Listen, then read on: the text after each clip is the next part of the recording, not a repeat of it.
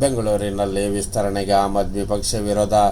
ರಾಮನಗರ ಜಿಲ್ಲೆಯನ್ನು ಬೆಂಗಳೂರು ದಕ್ಷಿಣ ಎಂದು ಮರುನಾಮಕರಣ ಬೇಡ ಎಂದು ಸಿಎಂಗೆ ಮುಖ್ಯಮಂತ್ರಿ ಚಂದ್ರು ಪತ್ರ. ರಾಮನಗರ ಹೆಸರು ಬದಲು ಮೂರ್ಖತನ. ಕೆಆರ್ಎಸ್ ಪಕ್ಷ.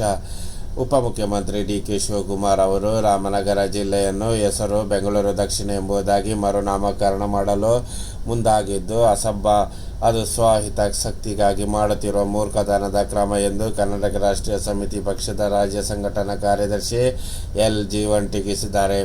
ಶುಕ್ರವಾರ ಪತ್ರಿಕಾಗೋಷ್ಠಿ ನಡೆಸಿದ ಅವರು, ಜಿಲ್ಲೆಯ ಹೆಸರನ್ನು ಬದಲಾಯಿಸುವುದರಿಂದ ಜಿಲ್ಲೆಯ ಜನರ ಭಾವನೆಗಳು ಧಕ್ಕೆಯಾಗುತ್ತದೆ ಮತ್ತು ಇದರಿಂದ ಸಾಮಾನ್ಯ ಜನರಿಗೆ ಯಾವುದೇ ಲಾಭ ಆಗುವುದಿಲ್ಲ.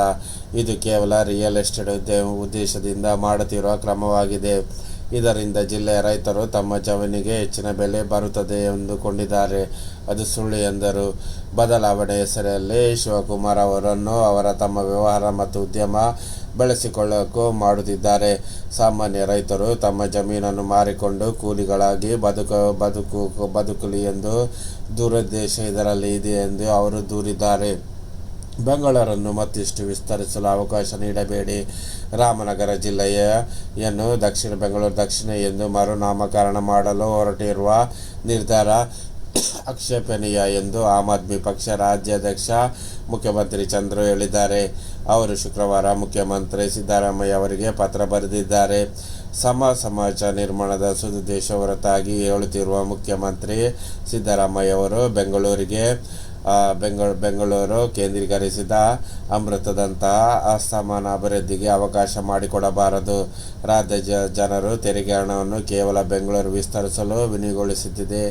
ಕಲ್ಯಾಣ ಕರ್ನಾಟಕ, ಕಿತ್ತೂರು ಕರ್ನಾಟಕ, ಮಧ್ಯ ಕರ್ನಾಟಕ ಭಾಗದ ಜನರು ಏನು ಮಾಡಬೇಕೆಂದು ಪ್ರಶ್ನಿಸಿದರು. ಈಗಲೇ ಹೆಚ್ಚಿನ ಯುವಕರು ಉದ್ಯೋಗಕ್ಕಾಗಿ ದೂರದ ಬೆಂಗಳೂರನ್ನು ಆಯ್ಕೆ ಮಾಡಲು ಬದಲು ಹೈದರಾಬಾದ್, ಪುಣೆ, ಮುಂಬೈ, ಪಣಜಿ ಅಂತ ನೆರೆ ರಾಜ್ಯದವರನ್ನು ಆಯ್ಕೆ ಮಾಡಿಕೊಳ್ಳುತ್ತಿದ್ದಾರೆ. ಇಂತಹ ಸಂದರ್ಭದಲ್ಲಿ ಬೆಂಗಳೂರು ಕೇಂದ್ರೀಕರಿಸಿದ ಅಭಿವೃದ್ಧಿಯಿಂದ ಯುವಕರೆಲ್ಲ ಬೇರೆ ರಾಜ್ಯಗಳಿಗೆ ಹೋಗುವಂಥ ಪರಿಸ್ಥಿತಿ ನಿರ್ಮಾಣವಾಗುತ್ತದೆ ಎಂದು ಎಚ್ಚರಿಸಿದರು. ರಾಮನಗರ ಜಿಲ್ಲೆಯನ್ನು ಬೆಂಗಳೂರು ದಕ್ಷಿಣ ಎಂದು ಮರುನಾಮಕರಣ ಮಾಡಲು ಹೊರಟಿರುವ ನಿರ್ಧಾರ ಆಕ್ಷೇಪವಾಗಿದೆ. ಕೆಲವು ಹೆಸರು ಬದಲಾಯಿಸುವುದರಿಂದ ಅಭಿವೃದ್ಧಿ ಆಗುವುದಿದ್ದರೆ ಕರ್ನಾಟಕ ಹೆಸರನ್ನು ಬೆಂಗಳೂರು ಎಂದು ಮಾಡುವುದು ಒಳಿತಲ್ಲವೇ? ಹಾಗೆ ಇಡೀ ಕರ್ನಾಟಕವೇ ಅಭಿವೃದ್ಧಿ ಆಗುತ್ತಲ್ಲವೇ?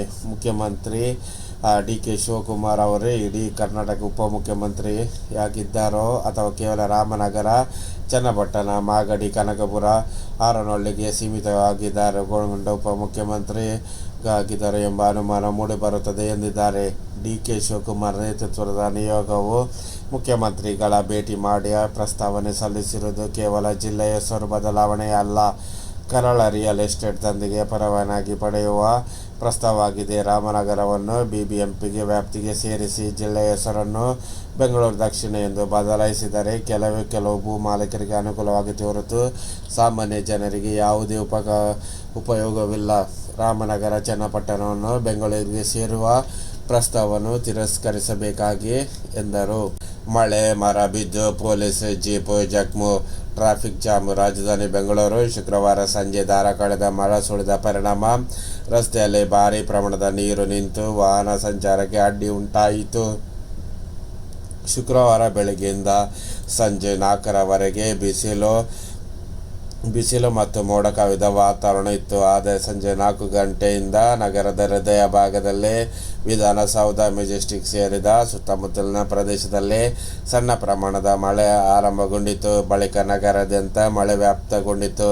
ಸಂಜೆ 7 ಗಂಟೆ ಸುಮಾರಿಗೆ ಧಾರಾಕಾರವಾಗಿ ಮಳೆ ಸುರಿಯುವುದು ಆರಂಭಗೊಂಡಿತು. ಇದರಿಂದ ರಸ್ತೆಯಲ್ಲಿ ಭಾರೀ ಪ್ರಮಾಣದ ನೀರು ಹರಿದು ಶುರುವಾಯಿತು. ಇದರಿಂದ ವಾಹನ ಸಂಚಾರಕ್ಕೆ ತೊಂದರೆ ಉಂಟಾಯಿತು. ಕೆಲವು ರಸ್ತೆ ಟ್ರಾಫಿಕ್ ಜಾಮ್ ಉಂಟಾಗಿ ಕಚೇರಿ ವಹಿವಾಟು ಮುಗಿಸಿ ಮನೆ ಹೊರಟವರು ಪರದಾಡಬೇಕಾಯಿತು. ಇನ್ನು ನಗರದ ಫ್ಲೈಓವರ್ ಕೆಳಭಾಗದಲ್ಲಿ ಬೈಕ್ ಸವಾರರು ಮಳೆಯಿಂದ ರಕ್ಷಣೆ ಪಡೆದ ದೃಶ್ಯಗಳು ಸಾಮಾನ್ಯವಾಗಿದ್ದವು. ನಗರದ ಎಂಜಿ ರೋಡ್ ರಸ್ತೆ ಸೇರಿದಂತೆ ಮೊದಲಾದ ರಸ್ತೆಗಳಲ್ಲಿ ನೀರು ಹರಿದು ಚರಂಡಿ ಸೇರುವುದು ಅಡ್ಡಿಯಾದ ಕಸವನ್ನು ಬಿಬಿಎಂಪಿ ಸಿಬ್ಬಂದಿ ತೆರವುಗೊಳಿಸುವುದರಿಂದ ನಿರಂತರರಾಗಿದ್ದರು. ಧಾರಾಕಾರ ಮಳೆಯಿಂದ ತಿಲಕ್ ನಗರದ ಮುಖ್ಯ ರಸ್ತೆಯಲ್ಲಿ ಮರದ ಕೊಂಬೆ ಪೊಲೀಸ್ ಕಾರಿನ ಮೇಲೆ ಬಿದ್ದು ಜಖಮುಗೊಂಡಿದೆ. ಇದರಿಂದ ಸ್ವಾಗತ ವೃತ್ತದ ಕಡೆಗೆ ವಾಹನ ಸಂಚಾರ ನಿಗದಿಗತಿಯಾಯಿತು. ಶುಕ್ರವಾರ ನಗರದಲ್ಲಿ ಸರಾಸರಿ 1.5 ಸೆಂಟಿಮೀಟರ್ ಮಳೆಯಾದ ವರದಿಯಾಗಿದೆ. ರಾತ್ರಿ 10 ಗಂಟೆ ವೇಳೆಗೆ ಕೆಂಗೇರಿಯಲ್ಲಿ 4.5 ಸೇವೆ ಮಳೆಯಾಗಿದೆ. ಗೋಲಹಳ್ಳಿ 3.6, ದೊಳಸನಪಾಳ್ಯ 3.5, ಯಮಗಾಪುರ ಹಾಗೂ ಆರ್ ನಗರ ತಲಾ 3.4, ಬೆಳಕನಹಳ್ಳಿ ವಿದ್ಯಾಪೀಠದಲ್ಲಿ ತಲಾ 3.3, ನಾಯ್ದು-ಡಯನಹಳ್ಳಿ 3.1, ಗೊಟ್ಟಿಗೆರೆ ನಾಗಪುರ 2.6 ಸೆಂಟಿಮೀಟರ್ ಮಳೆಯಾಗಿದೆ.